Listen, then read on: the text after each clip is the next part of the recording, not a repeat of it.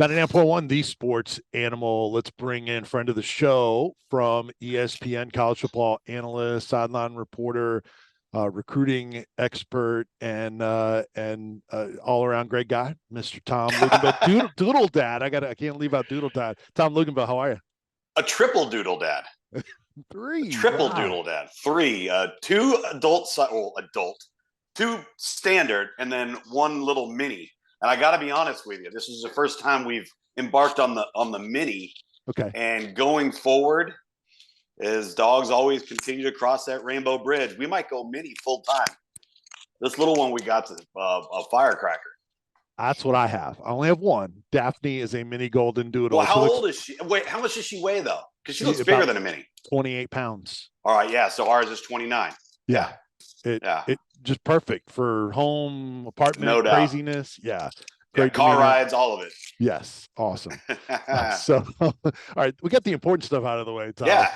Let's talk about Tennessee season 10-2. Obviously, the disappointment with the South Carolina game, which shocked a lot of us. They gave up 63, and South Carolina did that. Of course, they backed it up with the win over Clemson afterwards, did the Gamecocks. But how do you reflect on the season for Josh Heupel in year 2 at Tennessee? That the strides they made were so significant that I think it's going to really help them get over the hump when it comes to dealing with some of the negativity that may be still swirling around the NCAA investigation. You know, how do you get past and beyond that? Well, you win, and you win fast, and you win ahead of schedule. And all of a sudden that stuff starts to fade into the background, and it's not as prominent. People have a harder time using it against you, particularly in recruiting circles. So I just thought I remember, and I think I said this to you before, last year we had the week 2 contest versus Pitt. And I remember with our crew, we were at practice on Thursday, and we were having dinner that night. We were having a discussion about Tennessee, and we were like, you know what? Their roster is more talented than people think it is. Like, the players on this team, and maybe not at every spot, and not certainly what they want it to be ultimately, but a lot better than people gave it credit for. And then, if you recall, in that game, Joe Milton was ineffective. They pulled Joe. Hendon Hooker comes in, and the rest is history. All right, they kind of start to take off. But I just think that the strides that they've made on both sides of the ball, the fact that they do have better players means that they got a better core nucleus to build upon, so that it's easier to sustain and not take a dip, right? You know, because you can have that flash in the pan moment. That's what you want to avoid. But I think they've got enough of a foundation. And, you know, you referenced the South Carolina game, and I think you can go to almost every weekend of the college football season and find a team somewhere that lost a game because they didn't focus, they didn't prepare based off of the outcome of the previous week's game of the opponent they were playing against. Do you remember the game South Carolina played before that game? Yeah. 38-6 to Florida, who then the next week loses to Vanderbilt. Right? And listen, we're dealing with 18 to 22-year-old kids, and coaches will tell you this. You're sitting in the meeting room, right? And you're sitting in your position staff room, and you've got your whole position group in there, and you're turning on the film, and you're studying, you're going over things. Those kids aren't dumb. They're watching the film too. They're looking at it, and they're going, these guys aren't very good. You know, we're going to just show up. We'll play better than these guys. And that's the challenge as a coach, psychologically and mentally and emotionally, of getting kids to understand that you can't just show up. And that's hard to do with 18 to 22-year-old kids. That's different with a 28-year-old 6-year pro, right? And I think that we saw that all throughout the landscape of college football, almost every week this year. And that's the pitfall of dealing with young people. So listen, was it a bad loss? Yes. Okay. But I think it's not exclusive to them. It just happened to be late in the season, where an injury was suffered to a player that was a Heisman Trophy candidate in Hendon Hooker, and it just happened to unravel that way. And unfortunately, it is what it is. And at the end of the day, all of this discussion, Vince, that we were having about, okay, well, who should get in, who should be the 4th team? At the end of the day, here, it's very simple. Don't lose twice. You can't lose twice. You can lose once. You can be undefeated. But until the College Football Playoff Committee proves that they will put a 2-loss team in, you can't lose twice. It's that simple. It doesn't matter if the loss is bad or if the loss is by 3 points. You lose twice, you're out. Well, don't you think it should be more about wins than losses? But I guess to your point, they're not showing that that's the direction they want to go, because they have pointed to the losses more. Yeah, and again, a one-loss team in Ohio State that did not play in their conference championship game versus two-loss teams that did not play in their conference championship game. Right. This scenario laid out perfectly for the committee to make the choice that was the least controversial. Right. And at the end of the day, that's what they love to do. They don't want to have to answer any tough questions. They don't want to have to answer the debate. They want it to lay out for them so it's comfortable, it's easy, and then as we saw unfold with seeding, and I know I'm holding up my air quotes here. They're not supposed to create matchups, Right. but if somebody would have told Bill Hancock and the committee that, hey, during the course of this college football playoff, there is going to come a moment where you are going to have an opportunity to have Ohio State and Michigan play for a national championship. Are you telling me that committee wouldn't set that up for potential? Of course they would. Of course they would, and that's why the seedings fell where they fell. Well, Blue Corrigan says they didn't think about a matchup with Ohio State and Michigan. Of course not. No, of course not. Now, if it was the SEC, then they'd pair them up in the semifinals, so they would avoid an all SEC championship. Seen that before. Unless it was, let's just say, Auburn and Alabama. Same scenario as the Michigan and Ohio State. They're not going to want that in the semifinal. They're going to want to hopefully set that up to have an Iron Bowl national championship game. Do you understand what that means financially? And the same thing goes for an Ohio State-Michigan rematch. Visiting with Tom Luginbill from ESPN. So what do you think about the playoffs? Is this the Georgia Invitational? Do you like the favorites? What do you think about the two semifinal games? Well, first off, I think that we are continuing to devalue and underestimate TCU. Mm-hmm. And not just them as a team, but the caliber of player that they have on their team. I don't think people realize how good their players are. Now, this matchup with Michigan is intriguing to me because Michigan is not a boat race, get in a track meet style of offense. And that's good for TCU. The downside for TCU is the overall depth top to bottom of Michigan's roster could create some issues down the stretch, late in the third, throughout the fourth quarter, where they could just eventually wear down TCU. But this is where people, I think, have got to give a lot more respect to TCU. They've been riding the lightning all season long, man. All they know is one possession games, winning on the road, finding ways. They've really had one real major blowout, and it was the Iowa State game late. Yeah. It's like, what do they do? They don't know what to do in a blowout. I mean, they're sitting there waiting. Well, wait a minute. Hold on a second. We've got the ball with 37 seconds left. We got to get down the field, and then we got to get our field goal team, run on there, kick a field goal. That's all they know, right? They live in that world. And a lot of teams haven't experienced the in-game scenarios that they have experienced almost on a weekly basis. So I think Michigan has their hands full more than people think. Max Duggan's a special player. Kendre Miller, a special player. By the way, both of those guys, first team, all Big 12. The two corners at TCU, all right? Those two guys, both of them, first team, all Big 12, have locked down opponents. They locked down – listen, Texas has some receivers now. They shut down the Texas passing game. So I think that I just think that it's going to be a much better game. My worry is that Michigan could wear them down, but I think it'll be a close game going into the fourth quarter, and then it will come down to whether or not TCU has the depth to finish, all right, and then who makes a mistake. Now, going to the Ohio State-Georgia game, I think the thing that's interesting to me about that, and I go back to how Georgia chose to play Tennessee. Georgia chose to say, okay, here's the deal. We think we're better than you. We think we're better than you up front in the front seven, and we think we're better at corner than your receivers. And Tennessee's got some wideouts now. So what did Georgia decide to do? They lined up. They got into the face of the receivers for Tennessee, and they said, we're just not going to let you have a free release down the field. We're not just going to let you run down and create space and separation. We're going to force Hendon Hooker and your passing game to have to fit the ball into tight windows. And I think Georgia will take the same approach against Ohio State. And here's the X factor in all of this. Georgia took that approach knowing Hendon Hooker was a significant run threat. That's not what C.J. Stroud is. By and large, Georgia is going to know on every snap where C.J. Stroud's going to be.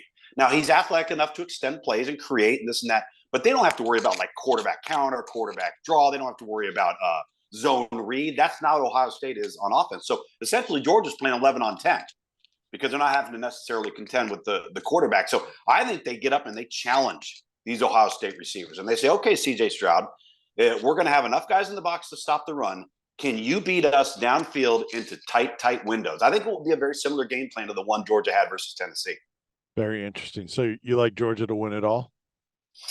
I do, barring some significant injury, barring, listen, I think, and Alabama is a prime example of this. And I've said this for years and years and years, and I still believe it to be true each and every year. When you're playing in a game where, let's just say, you have some significant personnel advantages. And I think in some spots, Georgia has significant personnel advantages over all of the teams in the college football playoff this year. But if you are equal or better to your opponent, it may not necessarily come down to how many things you do right. It may come down to who makes the most errors, right? So an Alabama goes on the road to Tennessee and commits 18 penalties, right? Tennessee didn't do that on that day, right? So you can hurt if you're TCU or Georgia, Ohio State, you need Georgia, I think, to some degree, to do some things that are uncharacteristic of their nature. And if they do that, you have to capitalize. You can't have them fumble on their own 17-yard line and then come away with a field goal. Right. You better come away with a touchdown. It's those types of plays that will start to stack on top of each other that you've got to take advantage of if you're afforded those opportunities. Tom Luginbill from ESPN joining us. All right, let's quick hit on a number of things before we cut you loose. Hendon Hooker not in New York as a Heisman finalist. Obviously, there's been a lot of reaction here. Tennessee's had a terrible history, honestly, with a lot of close calls and snubs in the Heisman Trophy. Do you think Hendon Hooker should have been in New York as a finalist? I do, but I also think Bijan Robinson should have been in New York as a finalist. I think pound for pound, guys accounted for 20 touchdowns, almost 1,600 yards rushing, and many times carried that Texas football team. Maybe one of the best overall players, regardless of position in college football. As much as I love and respect Stetson Bennett, and as much as I think that he has made a difference for Georgia, it's not all about the people around him. He's had to make plays, make throws, make runs, which he has done.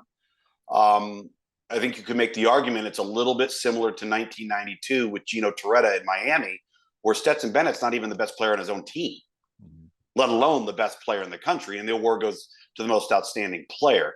And so I'm not advocating that Stetson Bennett doesn't belong in the conversation and maybe even earn an invite. I'm just a little bit surprised that more votes didn't go out to secure some more people being in New York, Hendon Hooker included. Tom, the transfer portal has just gone berserk, as you know, in the couple of days in this window. What when you're looking at this from a recruiting standpoint, the college football analyst standpoint, I know the reasons for it, but what's your reaction to digesting this? All these players on the move that looks like NFL free agency. Vince, how long is your show? For you, I got all the time you need. I mean, quite honestly, man, and I've said this before, if you had half a brain, you could have seen this coming 3 years ago. Yep. The moment they enacted this by putting the cart in front of the horse and initially not having transfer windows, right? Allowing the one-time free transfer. And here's the kicker. Here's the one that really gets me. I understand, and I like this part. I like the satisfactory progress towards a degree. If you earn your degree, you can transfer and play right away. I've always loved that rule because you've accomplished the task that you were there to accomplish, aside from being a football player or a basketball player, what have you. But if you get that, you should only get it once. Right. We shouldn't have the JT Daniels of the world and the Keaton Slowises of the world. You transferred before you earned your degree. That's your transfer. If you earn your degree, it shouldn't matter. You should have to sit. I mean, this is ridiculous. And at some point, don't we get to the point where you start to look at some of these guys and go, maybe it's the player and not the program? Yep. Like maybe the problem is not the program where they're at. Maybe the player isn't good enough. And that's okay. Maybe that's okay to admit that and acknowledge that. But to see what's taken place here, to see what the sheer numbers are, our numbers tell us that of the vast majority of players, and it's a little over 19,000 prospects in football since the 2019 cycle that have gone into the portal. Just 40% have actually landed somewhere. Nobody's doing the math, Vince. That's the issue, is the music's going to stop, and the vast majority of these people are going to be left without a chair. Now, I'm fully aware that, players that have been tampered with, players that know exactly what's coming their way from an NIL perspective, have had a third party or an agent or even a coach or what have you get in contact with them. Yes, those players are going to have a landing spot. If you're a quarterback that's been productive, if you're an offensive tackle, if you're a pass rusher, if you're a tall corner that's been productive, those are going to be 4 positions that are always going to have a home. Always, no matter what. But everybody else better think long and hard, and you better think about who you're listening to, because the grass isn't always greener on the other side, and the math isn't weighing into your favor. I think that's the one thing that is so glaringly obvious, but everybody just seems to ignore it. And I'll say the other thing too on this. I know I'm getting long-winded, but to sit here and have this window of 45 days, you need 45 days to figure out what your market value is, to figure out whether or not you're going to have a home. No, you don't. There are staffs that have manpower devoted to scouring the transfer portal every single minute of every day. If you go in there and somebody's interested in you, you're going to know within 48 hours, maybe 24. Right. We don't need this thing to go 45 days. What we need it to do is be done prior to signing day so that the players and the programs alike know exactly where the numbers stand so that you can actually accomplish something on National Signing Day. Mm-hmm. That's the issue. We're bleeding this over into signing day without truly knowing who's still out the door with players floating in the transfer portal, and then what scholarships you're going to have allotted to the high school ranks for National Signing Day. So we've bled this together unnecessarily, in my opinion, and we've further clouded the issue. Well, Tom, as you know, a lot of high school athletes aren't getting the offers because teams are holding back scholarships for the transfer portal. So if you get that out of the way, then more kids get college opportunities. But we're not necessarily looking at the betterment of the kids as a whole. You're right. And they're withholding scholarships during 2 periods. Right. This initial period, then all of a sudden January is going to occur. Right. And we're going to have more programs going, well, I didn't quite close on this guy that I thought I would, but maybe we don't allot that scholarship to the third guy on our board. Maybe we wait till the spring and see if somebody comes out of spring football unhappy and he's got 3 years of eligibility, but he's played. We'll take that guy instead. So it's essentially a double whammy. Unbelievable. Tom Luginbill from ESPN. All right, just real quick on Tennessee's commit class right now. They've had most of it done with a bunch of commits for a while. Nico's in it. Obviously, some really good players. Just an overall thought on UT's class right now. I think it's, one of the reasons why they've been able to hold on, why it is deep, is I think that the success on the field, all right, is what cements a recruiting class. Mm-hmm. It's very easy for something to become splintered and fractured if you go through the spring and summer months like Tennessee had and done a really nice job securing verbal commitments, and then all of a sudden you go into the fall and you lay an egg, right? So now you're hanging on by a thread and there's chum in the water and all the sharks are circling, right? So you got to ward off this program. You got to ward off this program. Again, winning cures all woes. And so they've been able to secure this deal. I still think that they probably won't use the full allotment. They know exactly where they are. They're going to know what their collective and their NIL is going to allow for them to do. And then apply that towards, maybe a transfer portal guy here, a transfer portal guy there. Because if you're looking for a quick remedy, it's likely percentages are going to tell you that more than likely it's not going to come from the high school ranks. Yeah. So if you're Tennessee and you've got this class set up the way they do, as you referenced with Nico and many, many others, and you say, okay, if we don't think that guy's going to come in and help us immediately, all right, or maybe he's a little bit more of a developmental guy, maybe there's another guy that we could bring in that's got 2 years of eligibility that can help bolster it, and that both of them can help solidify that position. And that's the magic of the transfer portal right now. I mean, that's where Lane Kiffin has worked magic. It's where Mel Tucker a year ago did a really nice job with Michigan State. Lincoln Riley did it with the offensive side of the football at SC. Now he's got a lot of work to do on the defensive side of the football. So it's really about identifying where you either lack talent or depth or both, at whatever position that may be, and addressing that singularly, not only in the first period, but all the way through to January, February, March, April, and then May 1 through May 15th, you could actually see classes actually rounding out then, not in February. All right. You got Sugar Bowl. Is that when we're going to see you? Yep. Sugar Bowl. the 31st, Kansas State and Alabama. I'm so intrigued by this because I think we all know like what Kansas State is. Like you won't hear about opt-outs. You won't hear about guys in the transfer portal. That whole team will show up. Question is going to be, what Alabama team do we see? Are there opt-outs? Are there opt-ins? Are there guys like Will Anderson and Bryce Young that said, I'm playing, man? We don't know that yet. And then on top of it, are you mature enough to get past not being in the college football playoff? Yep. Are you mature enough to accept the privilege of playing in the Sugar Bowl and winning a Sugar Bowl championship against a ranked team? Because we've seen in the past with Alabama, they've struggled with that. They struggled with it against Oklahoma, struggled against it with Utah. Yep. So I think there's a lot of intrigue heading into this Sugar Bowl. What else are you working on? Anything else you want to plug real quick? Capital One Bowl Mania show on Sunday night. We're gonna rank all 42 bowl games, pick a winner, give our confidence level. Me, Acho, Dan Mullen, and it's really more of a show to poke fun at each other because I may say, okay, well, my confidence level is a 3 that so and so is going to win, and they're going to look at me going, a 3? That's all you think they're going to win by? Come on, man! I'm giving that team a 39. Well, why are you giving them a 39? So we just punch each other chops the whole time. Awesome. At Tom Luginbill on Twitter. Tom, appreciate it, man. Merry Christmas too if we don't talk to you before then. Oh yeah, absolutely. Same to you. Have a good one. Thanks, you too. Tom Luginbill from ESPN 99.1, the Sports Animal.